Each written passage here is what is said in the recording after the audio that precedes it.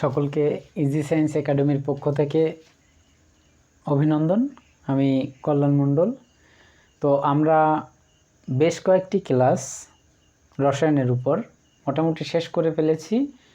এখন আমরা একটু রসায়নের যে ক্লাসগুলো শেষ করেছি ইতিমধ্যে, সেই ক্লাসগুলো থেকে আমরা কি শিখতে পেলাম এবং সামনে কি শিখতে পাবো সেই সম্পর্কে আজকের ক্লাসটি। তো রসায়নে আমরা পর্যায় সারণী শিখেছিলাম এবং ইলেকট্রন বিন্যাস শিখেছিলাম, তাই না? তো ইলেকট্রন বিন্যাস থেকে আমরা কিভাবে কোনো একটি মৌলের যোজনী নির্ণয় করতে পারি সেটি আজকে একটু দেখব। আমরা সরাসরি চতুর্থ অধ্যায়ে থেকে কিছু টপিক আজকে আলোচনা করব। যাই হোক, যখন আমরা ইলেকট্রন বিন্যাস করি তার থেকে আমরা যোজনী কিভাবে নির্ণয় করতে পারি সেটির বিষয়ে করতে গেলে আমাদের হুন্ডের নিয়ম বলে, বিজ্ঞানী হুন্ড এর একটা নিয়ম,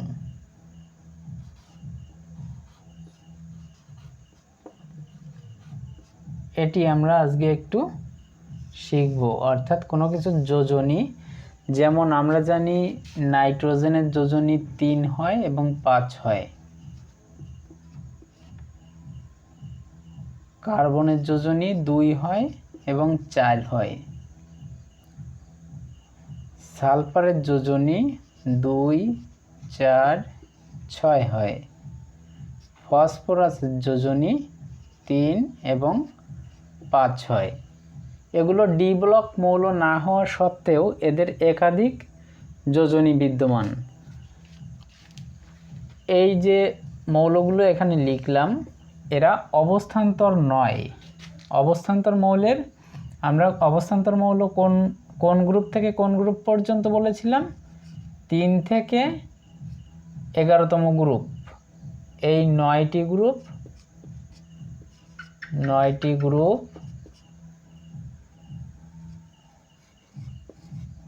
গ্রুপ 3 থেকে 11 পর্যন্ত এই 9টি গ্রুপ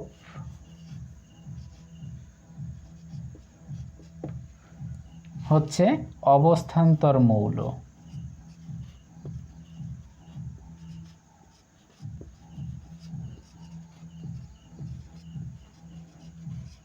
অবস্থান্তর মৌল, এই অবস্থান্তর মৌলগুলোর ধর্মটা কি?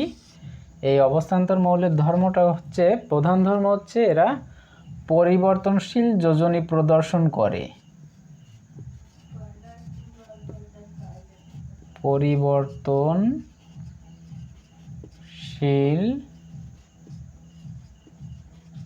যোজনী প্রদর্শন করে মানে দেখায়।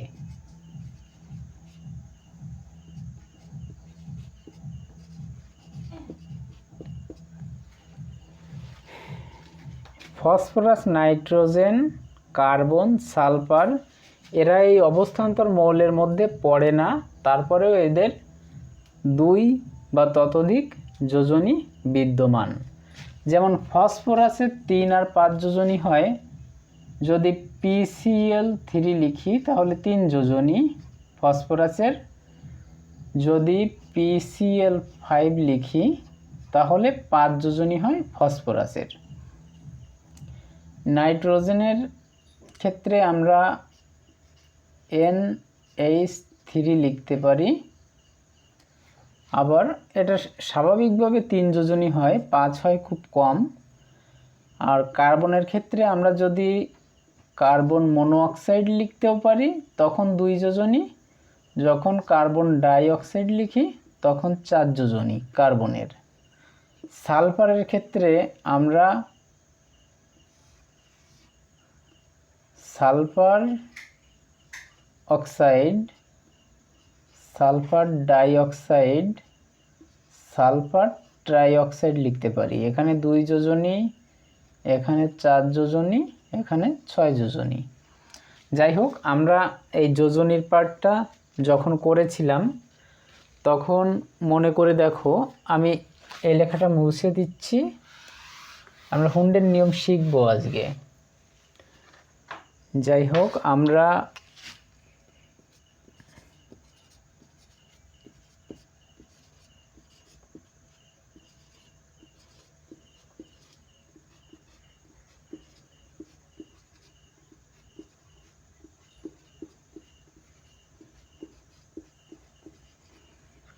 বলেছিলাম 1 আর 2 এদের যোজনী 1 আর 2, তাই না? 1 যোজি, 2তে 2 যোজি, 3 থেকে 12 পর্যন্ত বাদ, এরা ডি ব্লক মৌল। 13তে 3 যোজনী, 14তে 4 যোজনী, 15তে আবার 3, 16তে 2, 17তে 1, 18তে 0, এরা নিষ্ক্রিয় গ্যাস। যাই হোক, আমরা স্বাভাবিকভাবে এই যোজনীকে মনে করেছিলাম, কিন্তু দেখো 14 নম্বর যে লাইনটা, এখানে যে মৌলগুলো আছে যেমন কার্বন, সিলিকন, এদের ক্ষেত্রে 4 যোজনীয় হয়, স্বাভাবিকভাবে 4 যোজনী হয়, আবার কখনো কখনো 2 যোজনীয় হতে পারে।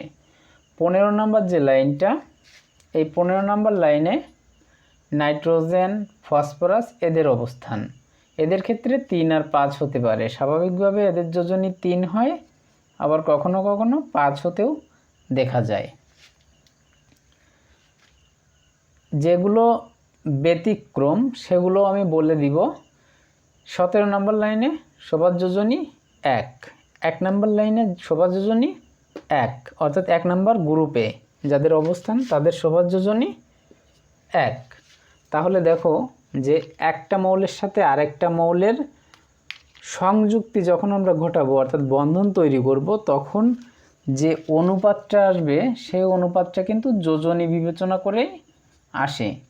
যেমন আমরা বিভিন্ন লবণের কথা জানি। মনে করি 1 নম্বর লাইনে হাইড্রোজেন আছে, লিথিয়াম আছে, সোডিয়াম আছে, পটাশিয়াম আছে, তাই না? 1 নম্বর লাইনে।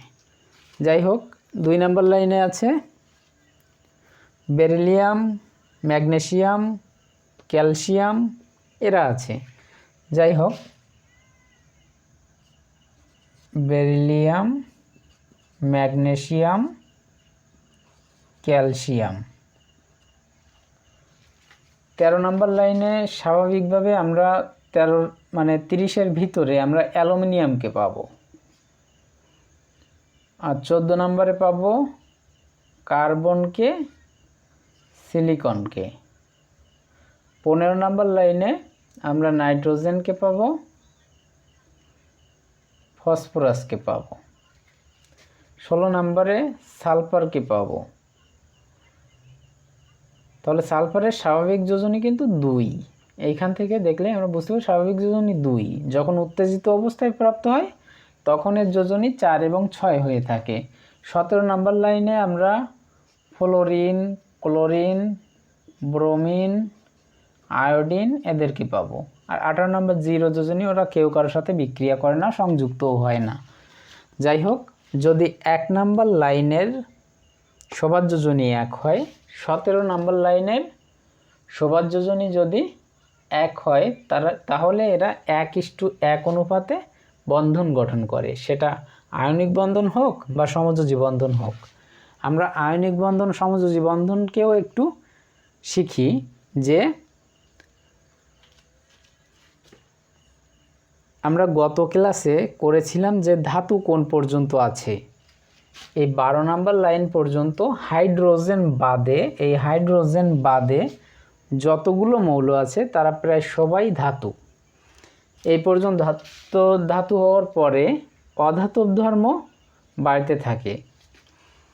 কিন্তু দেখো 13 নম্বর লাইনে কিন্তু অ্যালুমিনিয়াম, আমরা আগের দিন বলেছিলাম যেটা যার শেষে আম কথাটুকু যুক্ত থাকবে সে ধাতু, তাহলে অ্যালুমিনিয়ামও একটা ধাতু। যাই হোক, আমরা পর্যায় সারণীর বাম থেকে যত ডান দিকে অগ্রসর হব তত ধাতব ধর্ম কমবে, অধাতব ধর্ম বাড়তে থাকবে।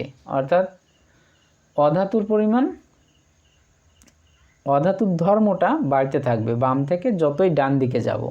তাহলে হাইড্রোজেন বাদে এই প্রথম লাইনটাকে আমরা বলেছিলাম ক্ষার ধাতু, দ্বিতীয় লাইনটাকে বলেছিলাম মৃৎক্ষার ধাতু, 3 থেকে 12 পর্যন্ত বলেছিলাম ডি ব্লক মৌল, 3 থেকে 11 পর্যন্ত বলেছিলাম অবস্থান্তর মৌল, আর 12টা D10 হয়ে যায় বলে এটা অবস্থান্তরের মধ্যে পড়ে না, কিন্তু ডি ব্লকের মধ্যে পড়ে। তাহলে তোমাদের যদি এরকমও প্রশ্ন আসে যে সকল অবস্থান্তর মৌলই ডি ব্লক মৌল, এটা কিন্তু আসে পরীক্ষায়, যে সকল অবস্থান্তর মৌলই ডি ব্লক,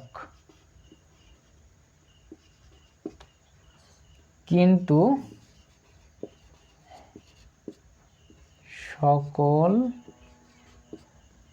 ডি ব্লক মৌল অবস্থান্তর মৌল নয়।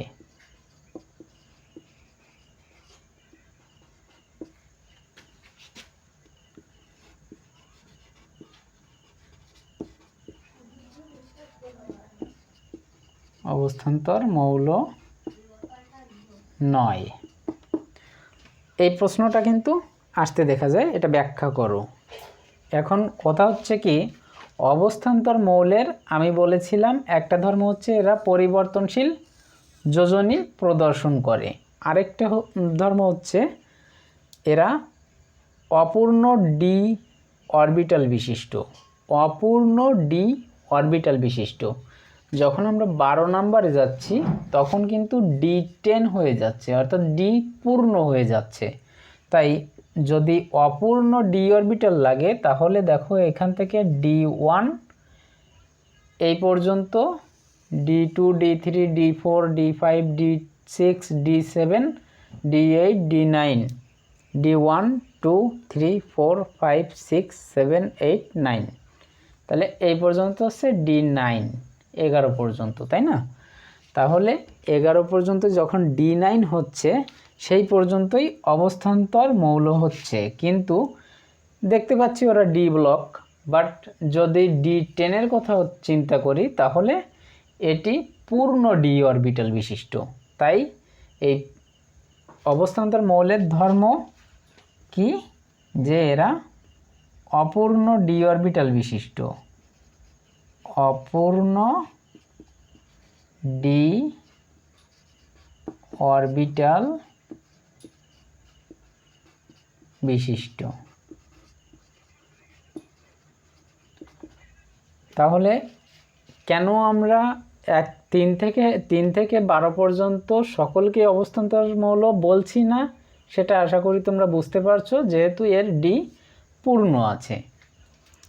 তো যাই হোক, আমরা এগুলোকে চিনলাম। প্রথমটাকে চিনলাম ক্ষার ধাতু, দ্বিতীয়টা মৃৎক্ষার ধাতু, 3 থেকে 11 পর্যন্ত অবস্থান্তর, 3 থেকে 12 পর্যন্ত ডি ব্লক, 11 নম্বরে কিছু মুদ্রা ধাতু বিদ্যমান, আর পরবর্তীতে 13তে 2-1টা ধাতু আছে, এবং তারপরে আস্তে আস্তে আর কোনো ধাতু নাই, অধাতুতে পরিণত হয়ে গেছে।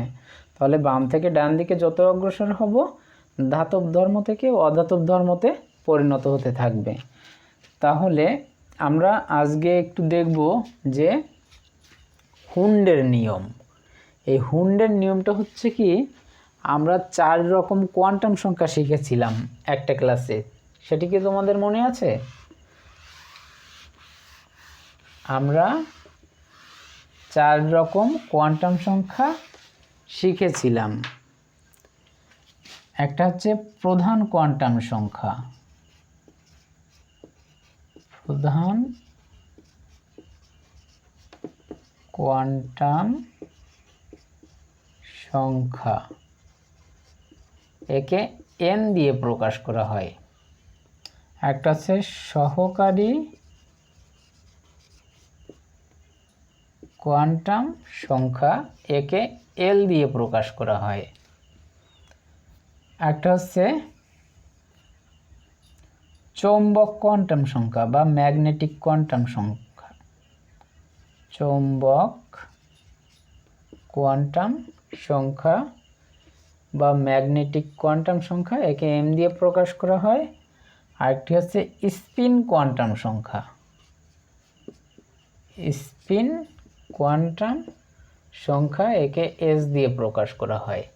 যাই হোক, এই চারটে কোয়ান্টাম সংখ্যা আমরা উচ্চতর লেভেলে যখন যাব, যখন আমরা ইন্টার পড়ব, তখন আমরা এটা সঠিকভাবে জানতে পারবো। কিন্তু আমাদের এই মুহূর্তে তিনটি কোয়ান্টাম সংখ্যার মান দরকার পড়ে, যে আমরা ওই যখন ইলেকট্রন বিন্যাস করি না, যে 1s square, 2s square, 2p6, 3s square, 3p6, 4s square, 3d7 এইরকম। অর্থাৎ এইখানে দেখো চতুর্থ প্রধান কোয়ান্টাম সংখ্যায় ইলেকট্রন প্রবেশ করে ফেলেছে, অর্থাৎ চতুর্থ স্তরে প্রবেশ করে ফেলেছে।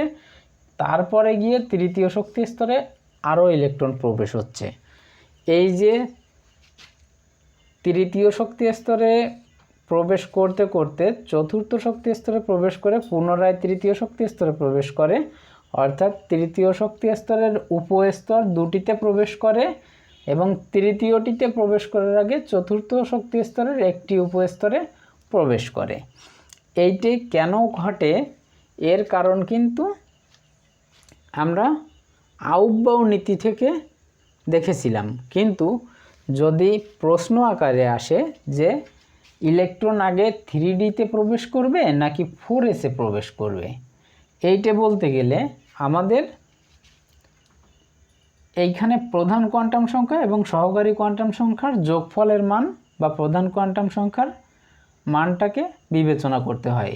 তাহলে এইখানে প্রধান কোয়ান্টাম সংখ্যার মান 4s এর ক্ষেত্রে n এর মান হচ্ছে 4, এই সংখ্যাটা।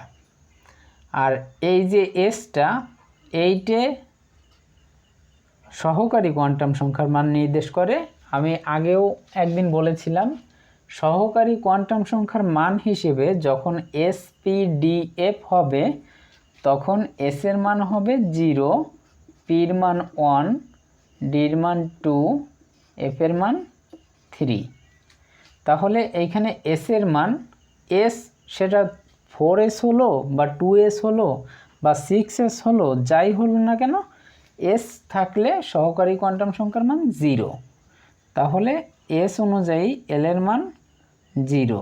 তাহলে L আর N এর যোগফল, অর্থাৎ প্রধান কোয়ান্টাম সংখ্যা এবং সহকারী কোয়ান্টাম সংখ্যার মানের যোগফল 4 হচ্ছে এখানে 4s এর ক্ষেত্রে।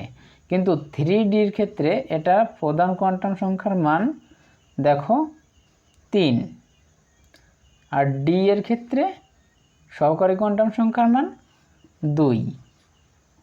তাহলে 3 আর 2 যোগ যখন করব তখন 5। তাহলে কম শক্তি সম্পন্ন স্তর হচ্ছে 4s। তাই 4s এ আগে ইলেকট্রন প্রবেশ করে, তারপরে 3Dতে প্রবেশ করে। আশা করি তোমরা বুঝতে পারছো। তাহলে আমাদের এইখানে প্রধান কোয়ান্টাম সংখ্যার মান জানতে হবে, সহকারী কোয়ান্টাম সংখ্যার মান জানতে হবে। এখন কথা হচ্ছে আমরা স্পিন কোয়ান্টাম সংখ্যার মানটাও আমাদের জানতে হবে। চৌম্বকটা না জানলেও চলবে, তারপরেও যখন আমরা উপরে যাব তখন আমাদের একটা প্রশ্ন থাকবে যে একটি মৌলের সবগুলো কোয়ান্টাম সংখ্যার মান কখনো একই হতে পারে না। দুটি ভিন্ন মৌলের সবগুলো কোয়ান্টাম সংখ্যার মান কখনোই একই হতে পারে না। এটি নিয়েও প্রশ্ন হতে পারে, কিন্তু এসএসসি লেভেলে এটা নিয়ে প্রশ্ন হবে না। যাই হোক, আমরা স্পিন কোয়ান্টাম সংখ্যার মানটা কেন জানবো, এই যে আমরা প্রথমে লিখে রেখেছি হুন্ডের নিয়ম। এই হুন্ডের নিয়ম থেকে আমরা কোনো কিছু যোজনীকে বার করতে পারি। অর্থাৎ কোনো মৌলের ইলেকট্রন বিন্যাসে যতগুলো বেজোড় ইলেকট্রন থাকবে তাই হচ্ছে ওই মৌলের যোজনী। এই বেজোড় ইলেকট্রন বের করতে গেলে আমাদের স্পিন কোয়ান্টাম সংখ্যার মান জানতে হবে। যেমন মনে করো আমরা জানি যে এস এর জন্য, এস এর উপরে আমরা S² বা S2 লিখে থাকি, এস এর সর্বোচ্চ দুইটি ইলেকট্রন ধরতে পারে, তাহলে এক জোড়া দুইটি ইলেকট্রন এসে, দুইটি মানে কত, এক জোড়া ইলেকট্রন। পি এর ক্ষেত্রে আমরা জানি 6টি ইলেকট্রন প্রবেশ করতে পারে, তাই না? এই মানটা আর এই মানটা কিন্তু এক না, এইটা সহকারী কোয়ান্টাম সংখ্যা হিসেবে যখন আমরা উপস্তরগুলোকে বিবেচনা করব তখন এই মানটা এল এর মান হিসেবে ব্যবহৃত হবে। কিন্তু এসে এই যে আমরা ইলেকট্রন বিন্যাস করলাম 1s² 2s², 2p6, এই যে সংখ্যাটা লিখছি যে ওই উপস্তরে মোট কতটি ইলেকট্রন প্রবেশ করতে পারে, সেইটার ক্ষেত্রে এই মানটা কিন্তু জোড়ায় জোড়ায় অবস্থান করে। দেখো যে পিতে 6টি ইলেকট্রন প্রবেশ করতে পারে, তার মানে 3 জোড়া ইলেকট্রন প্রবেশ করতে পারে, তাই না? 3 জোড়া। ডিতে 10টি ইলেকট্রন প্রবেশ করতে পারে, তার মানে কি 5 জোড়া। এফে আমাদের এফ দরকার হবে না, তারপরেও আমরা 14টি ইলেকট্রন প্রবেশ করতে পারে, এর মানে 7 জোড়া ইলেকট্রন প্রবেশ করতে পারে। যাই হোক, এইবার আমরা একটি ইলেকট্রন বিন্যাস করে হুন্ডের নিয়ম অনুযায়ী এই জোড়া জোড়া ভাগগুলোকে হিসাব করে দেখব। আমাদের মূলত বেজোড় ইলেকট্রনকে বার করতে হবে, ঠিক আছে? তাহলে যদি আমরা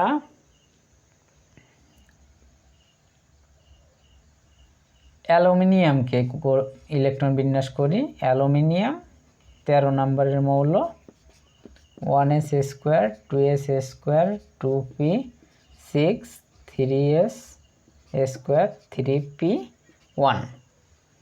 আচ্ছা, 13টি হলো।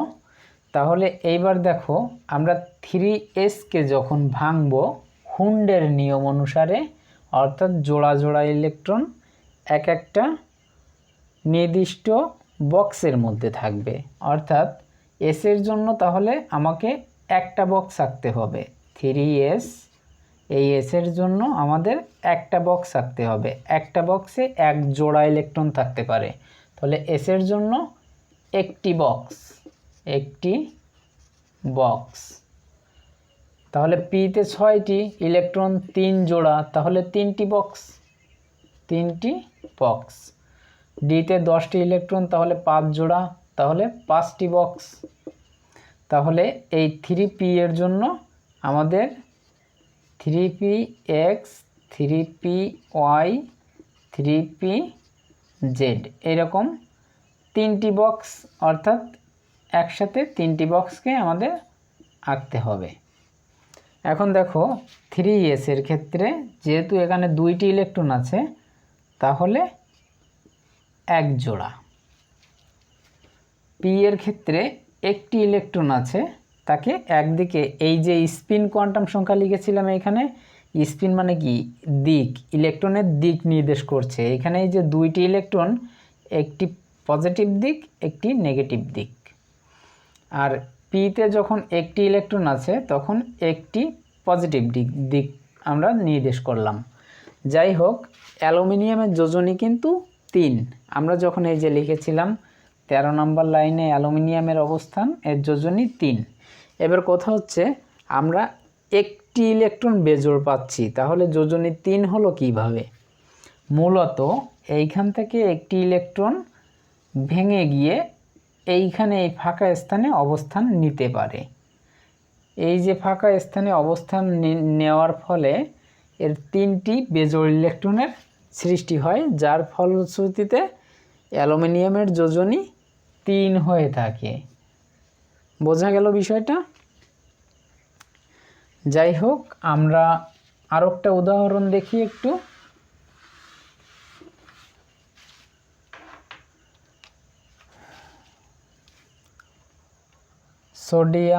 সোডিয়াম করব না, ছোট হয়ে যায়।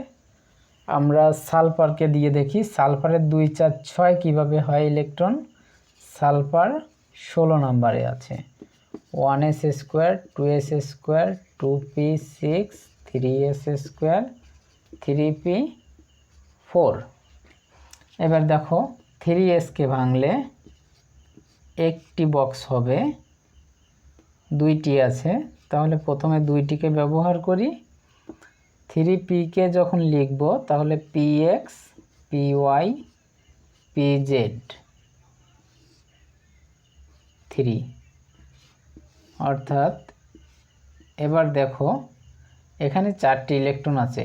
প্রথমে সবাইকে একদিকের স্পিনে একটি করে ইলেকট্রন দেওয়াবো, তারপর যদি অবশিষ্ট থেকে যায়, এখানে 4 আছে 3টি দিলাম, একটা রয়ে গেছে তাহলে একটি এইখানে দিলাম। তাহলে দেখো এইখানে স্বাভাবিকভাবে এর ইলেকট্রন বিন্যাসে 2টি বেজোড় ইলেকট্রন আমরা পাচ্ছি।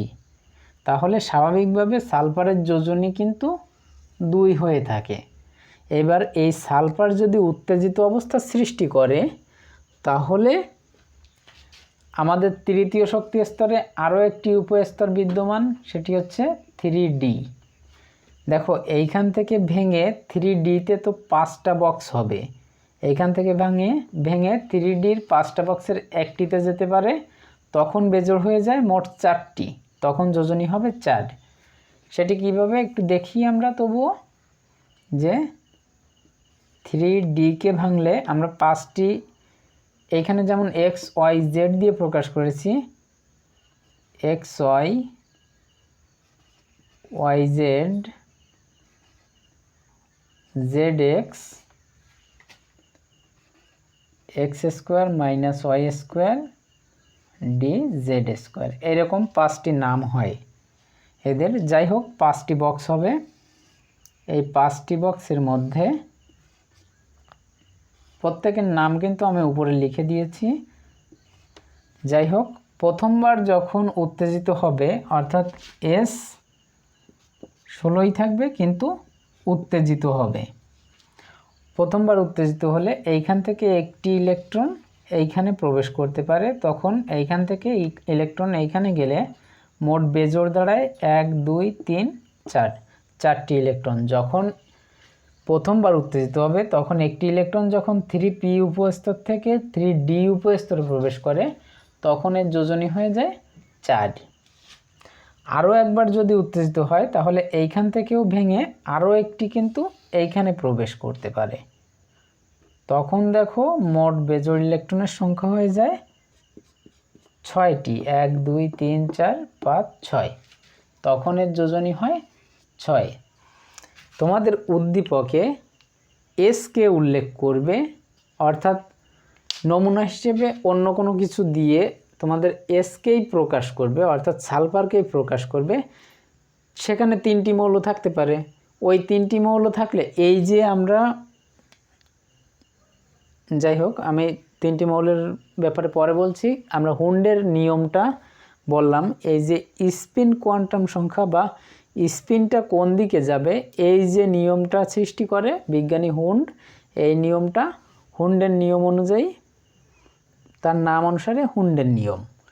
যাই হোক আমরা এই সালফারের প্রশ্নটা দেখতে পারি যে একটা উদ্দীপকে হয়তো এ বি সি 3টি মৌলের কথা বলল, এ বি সি 3টি মৌলের কথা বলল এবং বলে দিল এদের পারমাণবিক সংখ্যা যথাক্রমে এত এত এত, তার ভিতরে 16টা উল্লেখ থাকলো, হয়তো বিতে 16টা থাকলো। উদ্দীপক অনুযায়ী প্রশ্নটা এমন দিতে পারে যে দেখাও যে বি মৌলটি একাধিক যোজনী প্রদর্শন করে, তখন কিন্তু আমাদের এই হুন্ডের নিয়ম অনুযায়ী একেবারে প্রথমে যখন উত্তেজিত মোটে হয়নি তখন এখানেও থাকবে এখানেও থাকবে, 2টি বেজোড় থাকবে। প্রথমবার উত্তেজিত অবস্থায় এইখান থেকে একটি ইলেকট্রন এইখানে প্রবেশ দেখিয়ে দিতে হবে এবং তখন বিজোড় ইলেকট্রনের সংখ্যা হবে 4টি, এটি হবে না প্রথমবার উত্তেজিত অবস্থায়। দ্বিতীয়বার উত্তেজিত অবস্থায় এইখান থেকে আরেকটি এখানে প্রবেশ করবে, তখন মোট বেজোড় ইলেকট্রনের সংখ্যা হয় 6টি। তাই হুন্ডের নিয়ম অনুসারে বি মৌলের, যার পারমাণবিক সংখ্যা আমরা 16 পেয়েছিলাম, সেটির ইলেকট্রন বিন্যাস হয় যোজনী হয় 3টি, 2 4 এবং 6। অর্থাৎ সালফারের ক্ষেত্রে 3বারই ইলেকট্রন বিন্যাস দেখিয়ে সেখান থেকে ইলেকট্রন বিন্যাস একই, কিন্তু যখন প্রথমবার উত্তেজিত হয় তখন এখানে 4ই থাকে, সরি এখানে 3 হয়, যদি প্রথমবার উত্তেজিত হয় এখানে 3 হয়, 3D অন হয়, এবং দ্বিতীয়বার যখন উত্তেজিত হয় তখন এখানেও 1 হয়, এইখানে 2 হয়। তাই তো দেখলাম আমরা এতক্ষণ যে প্রথমবার যখন উত্তেজিত হয়নি তখন এখানেও ছিল, এখানেও ছিল, 3Dতে প্রবেশই করেনি তখন, তাই না? 3Dতে তখন প্রবেশ করেনি। তাহলে প্রথমবার ইলেকট্রন বিন্যাসে আমাদের লিখতে হবে 2 4, এটাই 0, মানে কিছুই নাই। তাহলে প্রথমবার 2টি বেজোড় ইলেকট্রন পাচ্ছি আমরা। দ্বিতীয়বার যখন ইলেকট্রন বিন্যাস করব তখন আমাদের এইখানে 3, এইখানে 1 আসবে, এবং এইখান থেকে একটি ইলেকট্রনকে এখানে দেখাতে হবে, এবং পরবর্তী অর্থাৎ লাস্টবার যখন উত্তেজিত হবে তখন এইখান থেকেও একটি ভেঙে যাবে এবং এইখানে আরেকটি প্রবেশ করবে, অর্থাৎ এইখানে আরেকটি প্রবেশ করবে, এইখান থেকে আরেকটি ভেঙে ওইখানে প্রবেশ করবে। যাই হোক, আমরা এই যে যোজনীটা শিখলাম, এই যোজনীটা আমরা হুন্ডের নিয়মে কিন্তু শিখলাম। এই যে বক্স আকারে যে স্পিন কোয়ান্টাম সংখ্যাকে দেখানো হয় বা স্পিনটাকে দেখানো হয় ইলেকট্রনের, এবং জোড়ায় জোড়ায় অবস্থান করে কখন, যখন একটি একটি করে দেওয়ার পরে অবশিষ্ট থেকে যায়। অর্থাৎ প্রথমবার যখন আমরা এখানেও ডাবল দিয়েছিলাম, প্রথমে একটি একটি করে, তারপর এখানে ডাবল। এই যে স্পিন, ইলেকট্রনের স্পিন দেখানোর যে এটা হচ্ছে হুন্ডের নিয়ম। যাই হোক, আমরা এই যে যোজনী শিখছি, এই যোজনীটা কেন শিখছি? কারণ আমরা যাতে বন্ড তৈরি করা শিখতে পারি, অর্থাৎ বন্ধন সৃষ্টি করতে শিখতে পারি, একটা মৌলের সাথে আরেকটা মৌলের বন্ধনটাকে আমরা শিখতে পারি। তাহলে দেখো, একটা অ্যালুমিনিয়ামের সাথে 3টে ক্লোরিন যুক্ত হতে পারে। এর কারণ কি? ক্লোরিন 17 নম্বর গ্রুপের মৌল, যার যোজনী 1। তাহলে 3টে ক্লোরিন মিলে মোট যোজনী হচ্ছে 3টের মিলে 3। একটা অ্যালুমিনিয়ামেরও যোজনী 3, অর্থাৎ যোজনী যোজনী ম্যাচ করাতে হবে। কার্বনের ক্ষেত্রে আমরা কার্বন এবং অক্সিজেন CO2 যখন লিখি, 2টি অক্সিজেনে মিলে মোট যোজনী 4 হচ্ছে। স্বাভাবিক অক্সিজেনের যোজনী 2, কিন্তু 2টি আছে বলে আমরা যোজনী বিবেচনা করছি 4। কিন্তু এটা কিন্তু বলা যাবে না কখনো যে যোজনী 4। অক্সিজেনের যোজনী 2, 2টি আছে বলে আমরা 4 কাউন্ট করছি, এবং কার্বনও 4 যোজী মৌল, অর্থাৎ সমান সমান ছাড়া কখনো বন্ধন গঠন হয় না। যদি আমরা যৌগমূলক শিখব সামনের ক্লাসে, সামনের কোনো একটি ক্লাসে আমরা যৌগমূলক শিখব। যৌগমূলকটা কি? মনে করো H2SO4, এইখানে এই যে SO4, এটা একটা যৌগমূলক, একটা যৌগ কিন্তু মৌলের ন্যায় আচরণ করে, যারা তাদেরকে যৌগমূলক বলা হয়।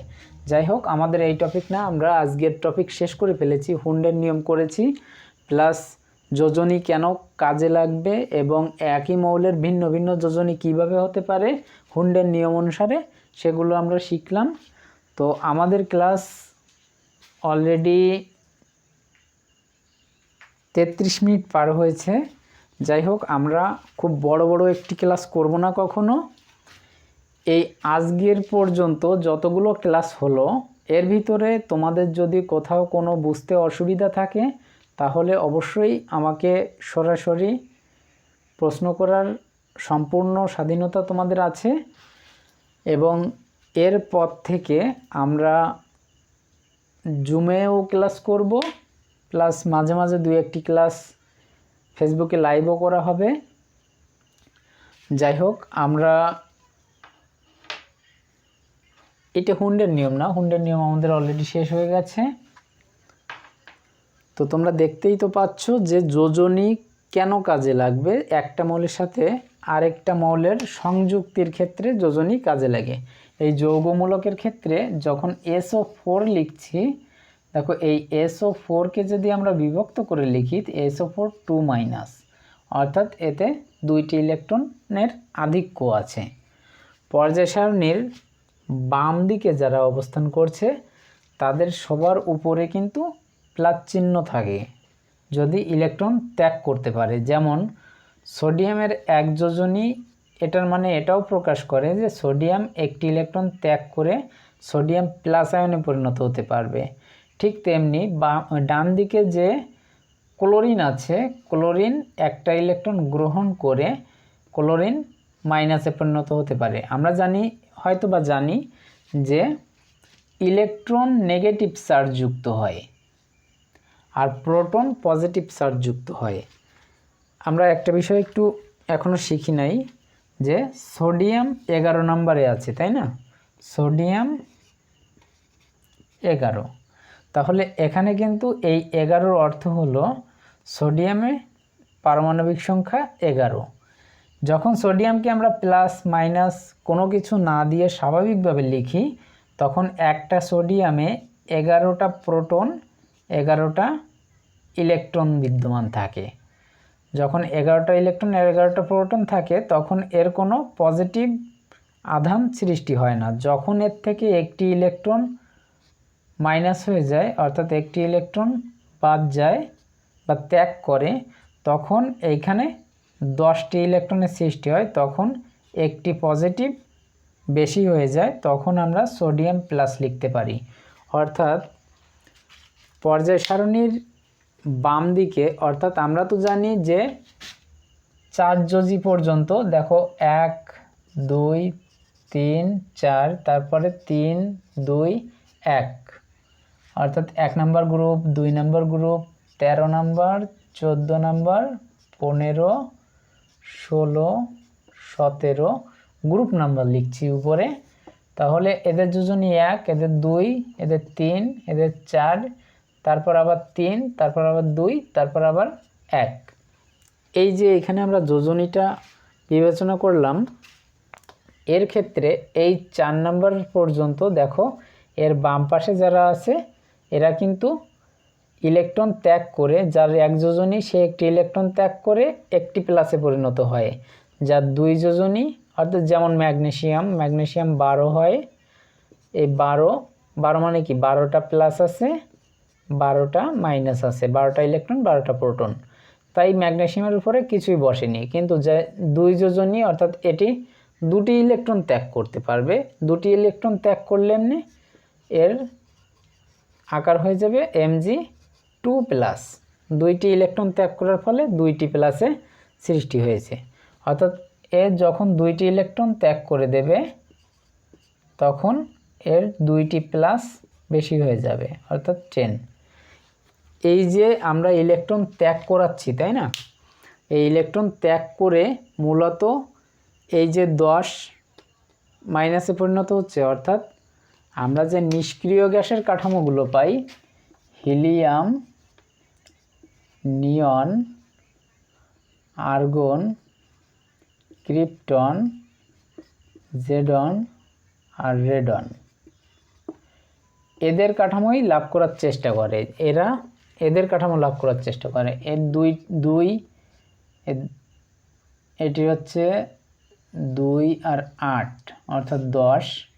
এটি 2 8 8 18, অর্থাৎ সর্বশেষে প্রত্যেকের ক্ষেত্রে 8টি করে ইলেকট্রন বিদ্যমান। অর্থাৎ যখন ম্যাগনেসিয়াম বলো সে 2+ পরিণত হওয়া মানে সে নিয়নের কাঠামো লাভ করা। সোডিয়াম একটি প্লাসে পরিণত হওয়া মানে নিয়নের কাঠামো লাভ করা। কাঠামো লাভ করছে কিন্তু ইলেকট্রন ত্যাগ করে তারপর। যাই হোক, এটা একটু বিস্তারিত বিষয়, আমরা পরবর্তী ক্লাসে দেখার চেষ্টা করব। যাই হোক, আজকে আমরা যতটুকু করেছি এতটুকু তোমরা মোটামুটি নোট ডাউন করে রাখবে এবং পরবর্তীতে আমি যে ক্লাসগুলো করছি এগুলো নোট ডাউন করার অর্থ এই যে এই নোটটা দেখলেই তোমরা পরবর্তীতে যাতে বুঝতে পারো, তোমাদের সুবিধার্থেই আমি নোট ডাউন করতে বলছি। এবং এর থেকেও পরবর্তীতে এই নোটটা দেখেও তোমাদের আমার কাছে প্রশ্ন যদি কখনো থেকে থাকে তো আমি উত্তর দিব, কিন্তু নোটটা আমাকে প্রোভাইড করতে হবে যে আমি নোট করেছিলাম, আমি এখানে বুঝি নাই। অর্থাৎ এই যে 4 মাসের যে একাডেমিক যে বই ভিত্তিক যে কোর্স এবং শেষের 2 মাসে আমি বলেছি শুধুমাত্র প্রশ্ন সলভ করব। বিগত সালের প্রশ্নগুলোকে এমনভাবে সলভ করব যাতে আমাদের পরীক্ষার খাতায় আমরা সঠিকভাবে উপস্থাপন করতে পারি। আমরা এখন শিখছি বিস্তারিতভাবে কেমিস্ট্রি, ফিজিক্স, এটা বিস্তারিতভাবে আমরা শিখছি যে কোনটা কি বলে, কোনটা কি করে হয়। যাই হোক, তোমরা এই 4 মাসের ভিতরে, প্রথম 4 মাসের ভিতরে যে টপিকগুলো আমরা আলোচনা করছি তোমরা যদি ঠিক করে নোট ডাউন করে রাখো, তাহলে এই টপিক আমাকে 3 মাস পরে গিয়ে বললেও আমি এই টপিক থেকে তোমাদের উত্তর দিব। কিন্তু যদি তোমরা ঠিকমতো নোট ডাউন করে না রাখো এবং আমাকে যদি না প্রশ্ন করো, তাহলে আমি উত্তরও দিতে পারবো না, তোমার শিখতেও গ্যাপ থেকে যাবে। যাই হোক, আজকের ক্লাসে এই পর্যন্তই। আমরা পরবর্তী যে ক্লাসটা সেটি আমাদের ফিজিক্সের ক্লাস। তো টপিক হয়তো বা আগে থেকে জানিয়ে দেওয়ার চেষ্টা করব যে কোন টপিকের উপরে আমরা প্রশ্ন করব বা ক্লাসটি করব। তো এতক্ষণ যারা ক্লাসটি উপভোগ করেছো সকলকে ধন্যবাদ। তাহলে দেখা হচ্ছে পরবর্তী ক্লাসে।